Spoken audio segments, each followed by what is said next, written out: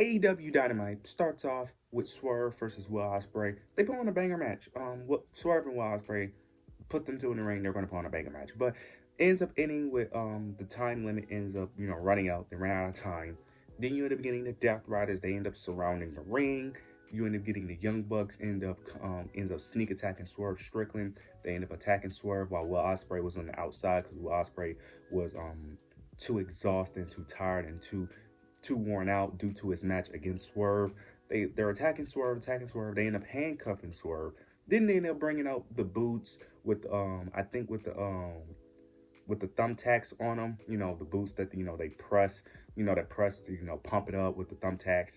Then you end up getting Swerve. He's handcuffed towards the turnbuckle. They're about to go for a super kick. Him with the pumped up boots with the thumbtacks, but you end up getting Will Ospreay coming in and end up taking the super kick himself, preventing Swerve from getting super kick with the thumbtacks, which I thought was really cool. And then the Young Bucks and Death Riders ends up leaving the ring afterwards. Really good segment, really good way to open the show. Really loving what they're doing with the Death Rider storyline. I will say this has been improving. Now, it's mainly improving due to them involving Will Ospreay, Swerve, Hank. It's really improving mainly due to those three. It's not because of the Death Riders, but it is improving and it is getting better due to the involvement of those top main event talent. They're really helping this story out. So I'm glad that we're finally towards the point where it's getting entertaining. It took, damn near it's June right now. The Death Rider storyline been a thing for about 8 to 9 months. So it took this long to get here, but at least it's finally starting to get entertaining and starting to get somewhat decent. So I like what they did here. But this does end up transition to another segment that happened later on the show where, because earlier in the show, the opening, it started off with the Death Riders was following Hangman. So later in the show, they ended up showing Hangman ended up getting attacked by the Death Riders. He ended up getting tied up. He got duct taped around his mouth. They bring him to the ring and just start brutally attacking him over and over and over and over again. Jon Moxley ends up cutting like a short mini promo. Basically ends up saying that he has a month to prove that he is the guy, to prove that he's the guy that he's throwing him, prove that he's the guy that everyone wants him to be, and not make sure that he doesn't fail at All In. Basically, they keep on attacking him. Then you end up getting the Ops. They come out, ends up making the save. Hangman cuts a deep, passionate promo, basically says that he's going to do whatever it takes. They did this before. They've done this spot before where the Death Riders attack and then someone cuts a deep, passionate promo. I think they've done this with Samoa Joe before. So nothing too major there, but it does lead into the last segment with Hangman, where you're going to get in the Young Bucks and Hangman. The Young Bucks ends up coming towards him, ends up, trying to, pretend like they're on Hangman's side, ends up saying that, look, we took care of the Swerve problem, that we helped you with Swerve, we try to, take him out or whatever, and that is all part of the plan to bring the title back to the Elite. Hangman is confused because he's like, there was never no plan. You guys never spoke to me about this. I never asked you to go after Swerve. I never asked you to be involved. And he ends up saying that you guys need to just stay out of my business, stay out of my business, stay out of Will Ospreay's business. And he said stay out of Swerve's business, which was very shocking. I did not expect him to say that due to, especially due to the last time that they spoke to each other, it didn't end well. So the fact that he said stay out of Swerve's business was really shocking. And then he ends up finishing off with saying that if he ever burns another house, he's going to make sure that them two are in it, which I thought that was a very good line, which I was very shocked that didn't get a bigger pop in front of the crowd, which was because they popped for the Swerve. When he mentioned Swerve, they popped. I'm shocked that didn't get a bigger pop. But this was a great segment. But then you end up, because there was a door on the side of Hangman and the Young Bucks, and you had Prince Nana listening.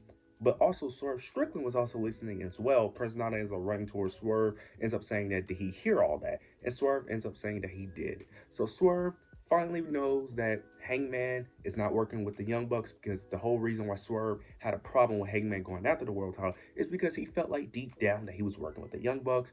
But now he knows the truth. So now we're going to get Swerve helping out Hangman, even though he may not still like him, but he's going to help him out knowing that he's not working with the Young Bucks. So he's going to help him at All In, and Will Ospreay is going to be on board as well. So I like what they're doing here. Now, I do think that they could have stretched this out a bit, but I'm not mad at them doing it this soon. I'm not mad at it, and plus we don't know how next week's going to go. So this was really good. I will say the Death Riders portion of this show was really good, because typically it'd be very boring, but they're really progressing the story here. the all-in build with Hangman and Moxley is actually being somewhat enjoyable. So I actually like this. I can't wait to see how they're going to make Swerve, Hangman. Looks like the ops are still going to be in there, so I'm interested to see how they're going to play a factor. So I'm very interested to see how the numbers games will still play a factor. Is Pac still going to be injured until All In? Is he going to make a return? So there's a lot of questions here, but these are a lot of good questions here. So they did a good job. They did a good job with the Death Rider stuff. So I'm actually somewhat excited. Let's just hope that at All In that they actually pull the trigger and have him lose, because you can't do all this and have Moxley still retain. So they did a good job with the Death Rider stuff on tonight's show. Now we end up getting Kenny Omega and Okada. They have their contract signing. They signed the contract, whatever, and it is confirmed that we are getting unified titles. They got a brand new belt they end up showing.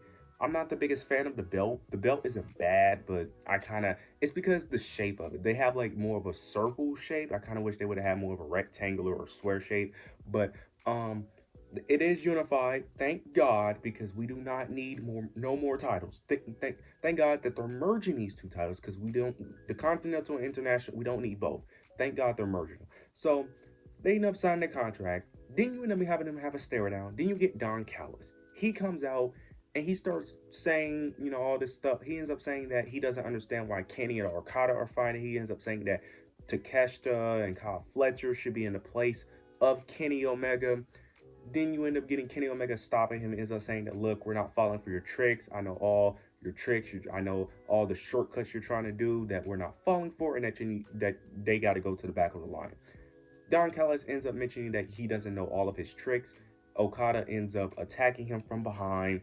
Don Callis ends up helping him out. He ends up attacking him first with like some type of staff of some sort. Ends up hitting his stomach, playing off the illness that Kenny Omega dealt with.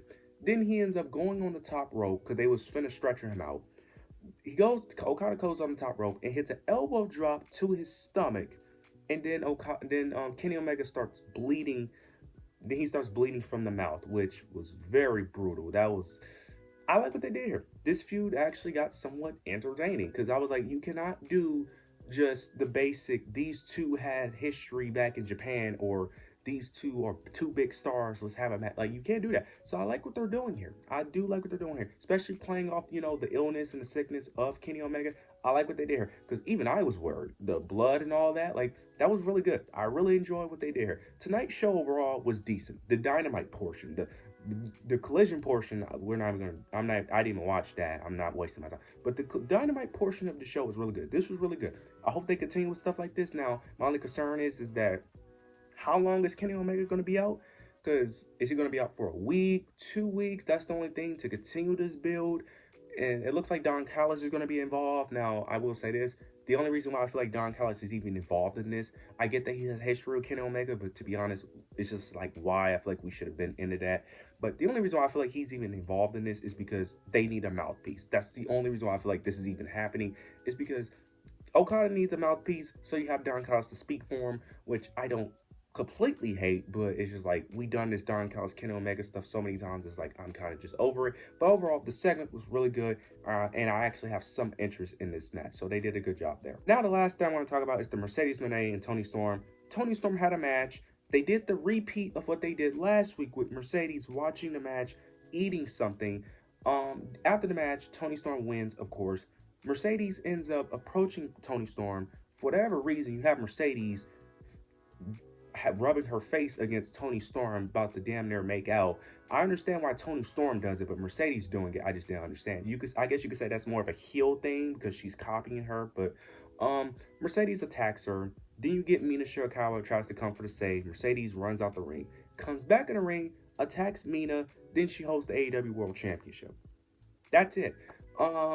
Yeah, there's nothing really more to say about this feud. Look, this feud, I understand it's two of the biggest women, well, two of the only big women you have in your company due to your lack of booking. Look, please, I am hoping for the love of God, please do more.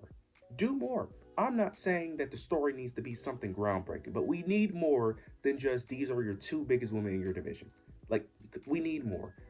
Like, we need more, because this is not it, and we already know, well, I'm assuming that Mercedes is going to win, because I don't see the point of doing all this if Toni Storm wins, because I don't get what that does for Toni. So Hopefully they do more. I'm not even going to go on a rant. I'm not even going to mention the other stuff. Those are the main key points of Dynamite. But overall, the Dynamite portion of the show was actually solid. I actually enjoyed the Dynamite portion for once. So this was actually a solid show for Dynamite, just for the Dynamite portion. The collision part, not even going to discuss that. But overall, you guys let me know your thoughts and opinions down below. Make sure to like, comment, subscribe. But yeah, that's it.